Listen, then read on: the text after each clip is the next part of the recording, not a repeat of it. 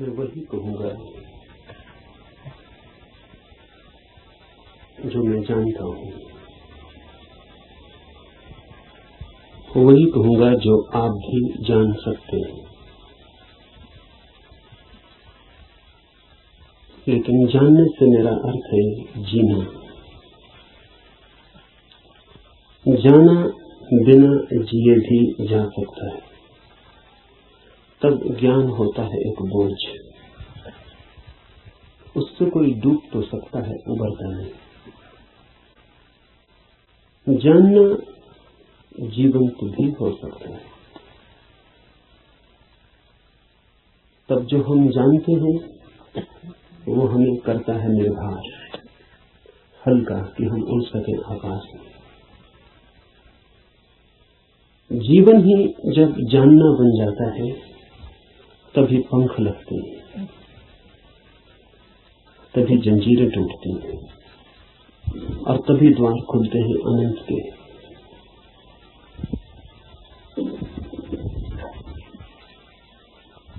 लेकिन जानना कठिन है। ज्ञान इकट्ठा कर लेना बहुत आसान है और इसलिए मन आसान को चुन लेता है और कठिन से बचता है।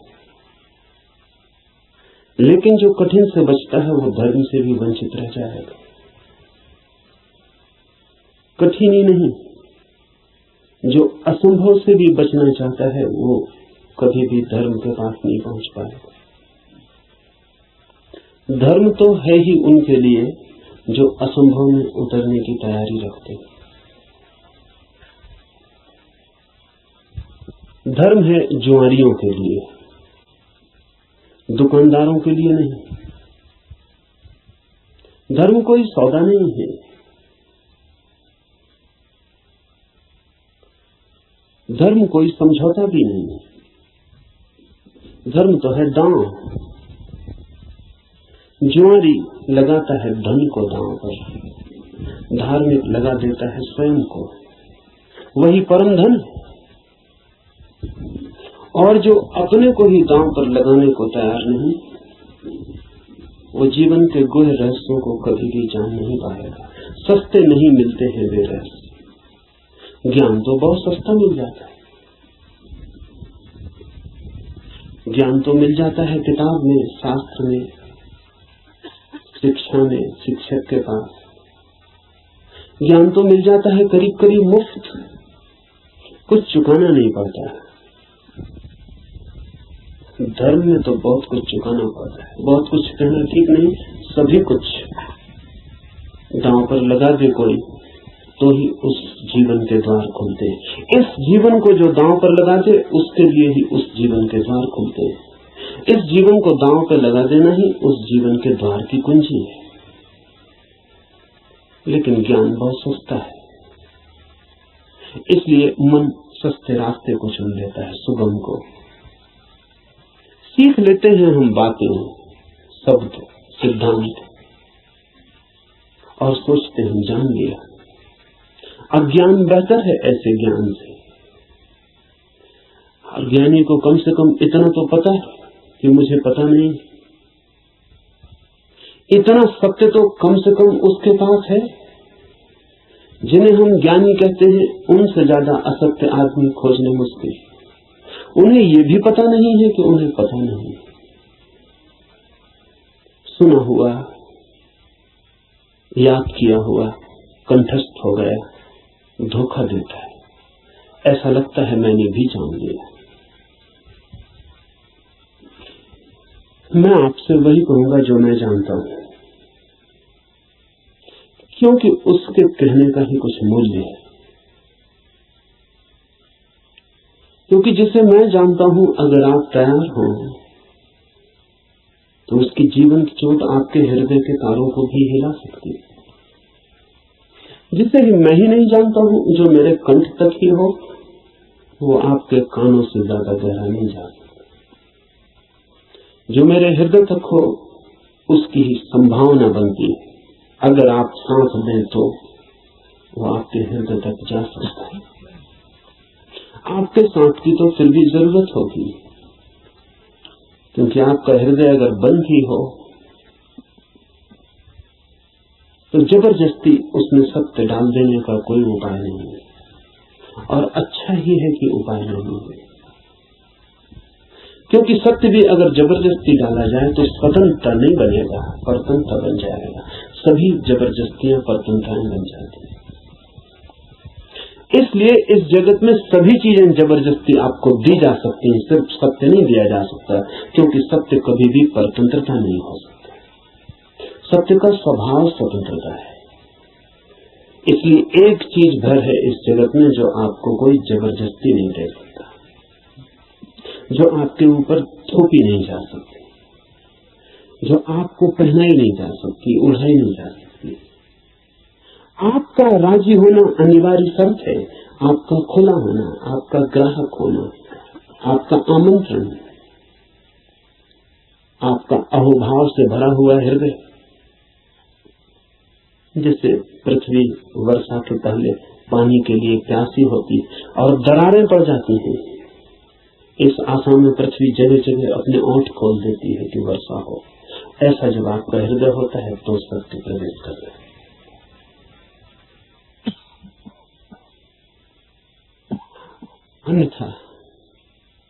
अन्यथा सत्य आपके द्वार से भी आकर लौट जाता है, बहुत बार लौटा है, बहुत जन्मों जन्मों में। आप कुछ नए नहीं, इस पृथ्वी पर कुछ भी नया नहीं, सभी बहुत पुराने। आप बुद्ध के चरणों में भी बैठ के सुने हैं, आपने कृष्ण को भी देखा है, आप जीसस के पास भी उठे बैठे हैं, लेकिन फिर भी वंचित रह गए, क्योंकि कभी भी आपका हृदय तैयार नहीं था। आपके पास से बुद्ध की सरिता बहती निकल गई है, महावीर की सरिता बहती निकल गई, आप प्यासे रह गए। आनंद रो रहा था जिस दिन बुद्ध के प्राण छूटने को थे और छाती पीट रहा था, और बुद्ध ने उससे कहा कि तू रोता क्यों है? जरूरत से ज्यादा मैं तेरे पास था 40 वर्ष, और अगर 40 वर्ष में भी नहीं हो पाई वो घटना, तो अब रोने से क्या होगा? मेरे मिटने से इतना परेशान क्यों हो रहा है? तो आनंद ने कहा है, इसलिए परेशान हो रहा हूं कि आप मौजूद थे और मैं न मिट पाया। अगर मैं मिट जाता तो आपको मेरे भीतर प्रवेश मिल जाता। 40 साल नदी मेरे पास बहती थी और मैं प्यासा रहता, और अब मैं रोता हूं क्योंकि जरूरी नहीं है कि ये नदी कब किस जन्म में दोबारा मुझे मिलेगी।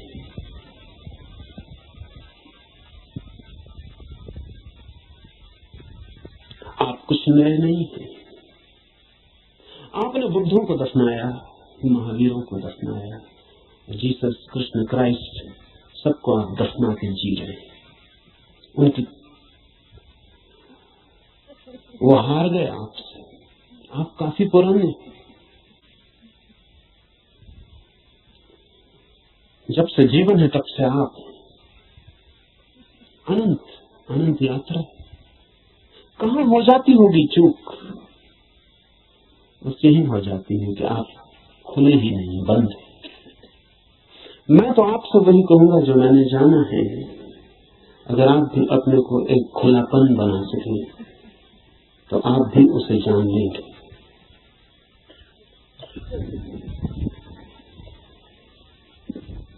और ऐसा नहीं है कि कोई कठिनाई है, बहुत एक ही कठिनाई है, और वो आप हैं। कुछ लोग कुतूहल से चलते हैं, जैसे राह चलते बच्चे पूछ लेते हैं इस वृक्ष का नाम क्या है, और अगर आप उत्तर न दें तो तत्क्षण भूल जाते हैं कि उन्होंने पूछा भी था। वो दूसरी बात पूछने लगते हैं कि ये पत्थर यहां क्यों पड़ा है।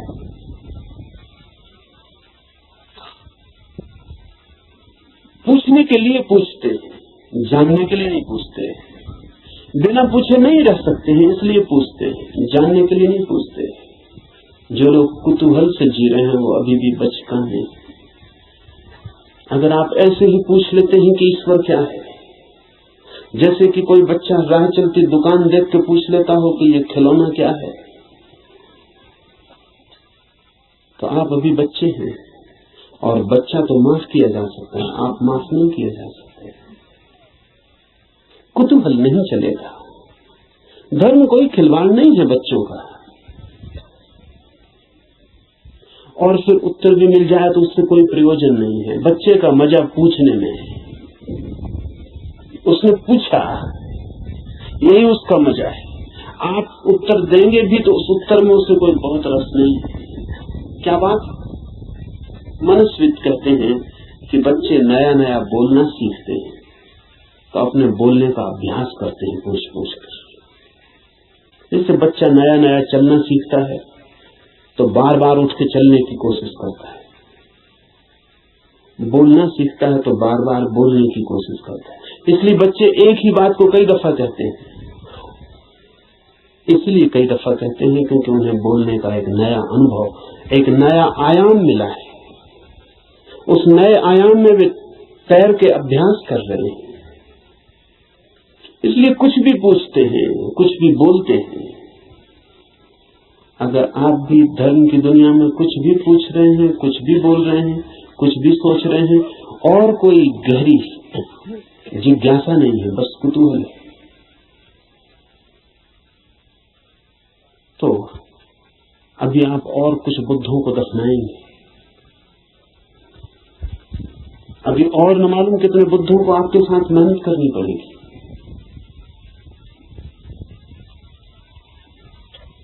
कुतूहल से सत्य का कोई संबंध नहीं। कुछ लोग कुतूहल से थोड़ा आगे बढ़ते हैं और जिज्ञासा करते हैं।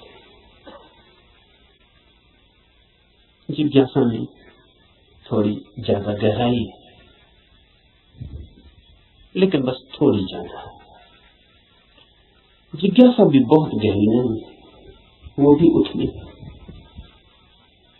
क्योंकि जिज्ञासा है केवल बौद्धिक। और बुद्धि भी ऐसी है जैसी खाज होती है, खुजलाएं तो थोड़ा रस आता है। ऐसा बुद्धि को भी खाज होती रहती है। ईश्वर है, आत्मा है, मोक्ष है, ध्यान क्या है, करने के लिए नहीं। ईश्वर क्या है, जानने के लिए नहीं, चर्चा के लिए, बातचीत के लिए।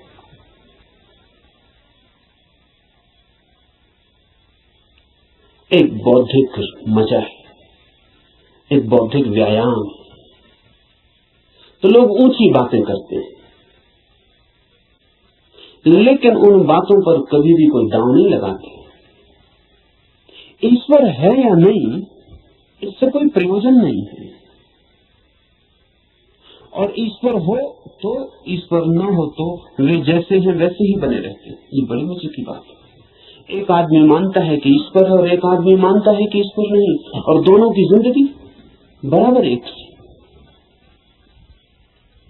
कोई गाली दे तो उसे भी क्रोध आता है जो मानता है कि ईश्वर है, और उसे भी क्रोध आता है जो मानता है कि ईश्वर नहीं। बल्कि कई दफे तो ये देखा जाता है कि जो मानता है ईश्वर है उसे ज्यादा क्रोध आता है,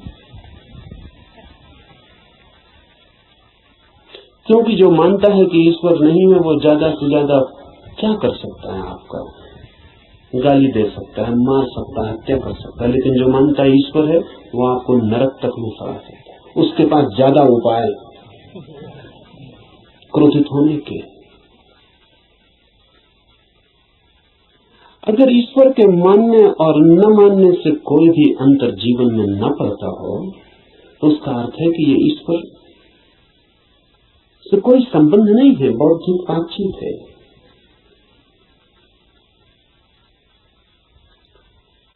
ऐसी जिज्ञासा हो तो आदमी दार्शनिक हो जाता है, चिंतन मनन करने लगता है, शास्त्र अध्ययन करने लगता है, बहुत सिद्धांत इकट्ठे कर लेता है, पक्ष में विपक्ष में सोच लेता है, वाद विवाद करता है, शास्त्रार्थ करता है, लेकिन जीता कभी नहीं।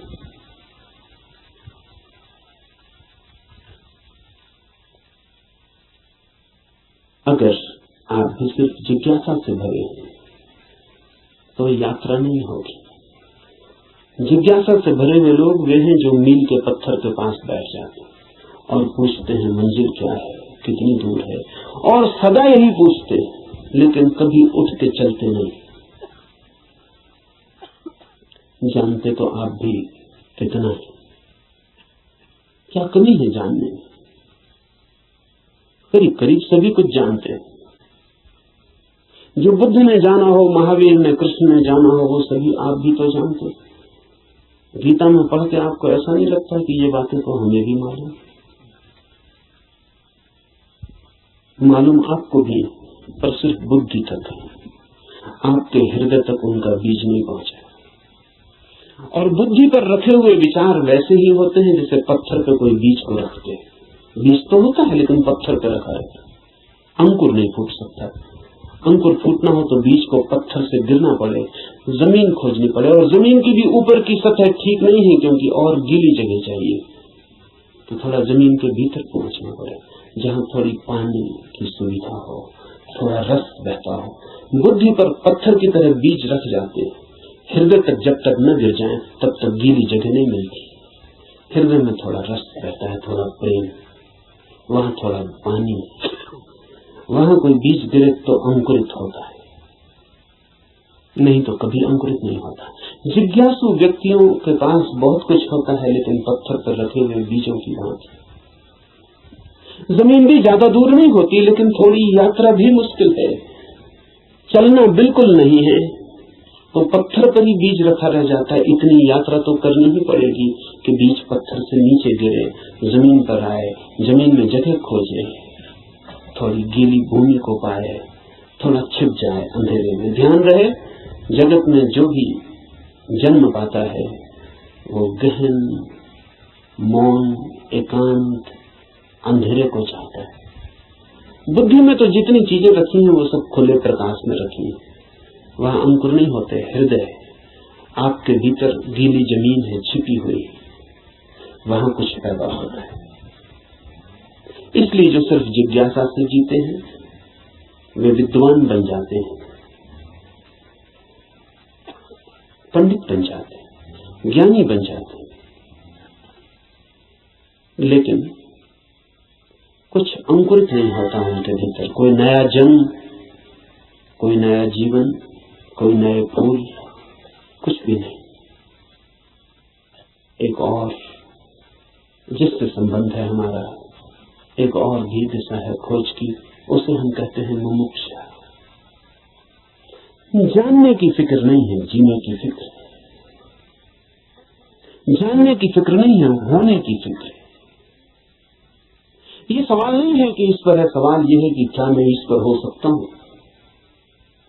अगर ईश्वर हो भी और मैं ईश्वर न हो सकूं तो कोई सार नहीं। सवाल ये नहीं है कि मोक्ष है, सवाल ये है कि क्या मैं भी मुक्त हो सकता हूं। अगर मैं मुक्त हो ही ना सकूं और मोक्ष हो भी कहीं तो क्या अर्थ है? ये बात नहीं है कि आत्मा है भीतर या नहीं, हो या ना हो। सवाल इसलिए ये है कि क्या मैं आत्मा हो सकता हूं। मुमुक्षा है होने की खोज, और जब कोई होना चाहता है तब दांव पर लगना पड़ता है। इसलिए कहता हूं धर्म है जुआरियों का काम। वही कहूंगा जो मैं जानता हूं, जो जिया है। अगर आप तैयार हुए दांव पर लगाने को, तो जो मेरा अनुभव है वो आपका अनुभव भी बन सकता है। अनुभव किसी के नहीं होते, जो भी लेने को तैयार हो उसी के हो जाते हैं। सत्य पर किसी का कोई अधिकार नहीं, जो भी मिटने को राजी है वही उसका मालिक हो जाता है। सत्य तो उसका है जो भी उसे मांगने की तैयारी दिखलाता है, जो भी अपने हृदय के द्वार खोलता है और उसे पुकारता है।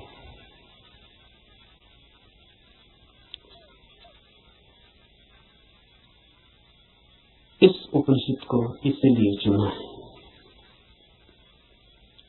ये उपनिषद अध्यात्म, सीधा साक्षात्कार है। सिद्धांत इसमें नहीं है, इसमें सिद्धों का अनुभव है। इसमें उस सब की कोई बातचीत नहीं है जो कुतूहल से पैदा होती है, जिज्ञासा से पैदा होती है। नहीं, इसमें तो उनकी तरफ इशारे हैं जो मुमुक्षा से भरे हैं, और उनके इशारे हैं जिन्होंने पा लिया है। कुछ ऐसे लोग भी हैं कि जिन्होंने नहीं पाया, लेकिन फिर भी मार्गदर्शन देने का मजा नहीं छोड़ पाते। मार्गदर्शन में बड़ा मजा है। सारी दुनिया में अगर सबसे ज्यादा कोई चीज दी जाती है तो वो मार्गदर्शन है, और सबसे कम अगर कोई चीज ली जाती है तो वो भी मार्गदर्शन है। सभी देते हैं, लेता कोई भी नहीं। जब भी आपको मौका मिल जाए किसी को सलाह देने का तो आप चूकते नहीं। जरूरी नहीं है कि आप सलाह देने योग्य हो, जरूरी नहीं कि आपको कुछ भी पता हो जो आप कह रहे हैं, लेकिन जब कोई दूसरे को सलाह देनी हो तो शिक्षक होने का मजा छोड़ना बहुत मुश्किल हो जाता है। शिक्षक होने में मजा क्या है? आप तत्काल ऊपर हो जाते हैं मुफ्त में, और दूसरा नीचे हो जाता है। अगर कोई आपसे दान मांगने आए तो 2 पैसे देने में कितना कष्ट होता है, क्योंकि कुछ देना पड़ता है जो आपके पास है। लेकिन सलाह देने में जरा भी कष्ट नहीं होता, क्योंकि जो आपके पास है ही नहीं उसको देने में कष्ट क्या है? आपका कुछ खो ही नहीं रहा है, बल्कि आपको कुछ मिल रहा है, मजा मिल रहा है, अहंकार मिल रहा है। आप भी सलाह देने की हालत में हैं आज, और दूसरा लेने की हालत में। आप ऊपर हैं, दूसरा नीचे है।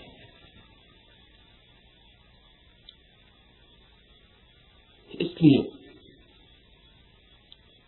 कहता हूं कि इस उपनिषद में कोई सलाह, कोई मार्गदर्शन देने का मजा नहीं है, बड़ी पीड़ा है। क्योंकि उपनिषद का ऋषि जो दे रहा है वो जान के दे रहा है, वो बांट रहा है कुछ बहुत हार्दिक, बहुत आंतरिक।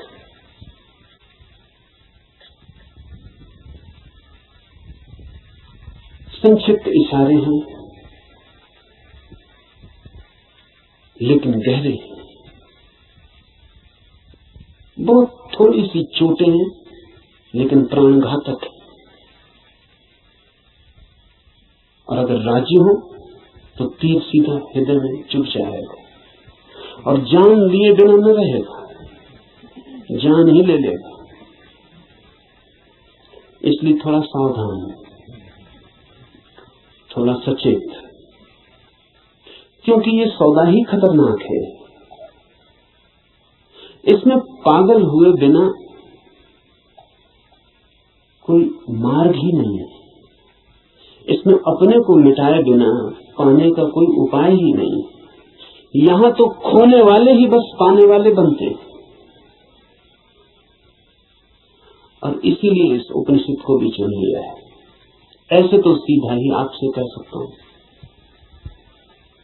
कोई कारण इस उपनिषद को चुनने का नहीं है, बहाना क्योंकि तीर सीधा मारो आदमी बच सकता है, उपनिषद की आड़ से थोड़ी सुविधा रहेगी, इसलिए चुन लिया है कि आपको ऐसा भी पता नहीं लगेगा कि मैं कोई सीधे ही आपको तीर मारूं, तो बचने का जरा उपाय कम हो जाए। सभी शिकारी जानते हैं थोड़ी आड़ से शिकार ठीक होती है। ये उपनिषद सिर्फ आड़ है और इससे कुछ लेना देना ज्यादा नहीं। जो मैंने जाना है वही कहूंगा, लेकिन उसमें और उपनिषद में कोई अंतर नहीं है, क्योंकि इस उपनिषद के ऋषि ने जो कहा है वो जानकर ही कहा।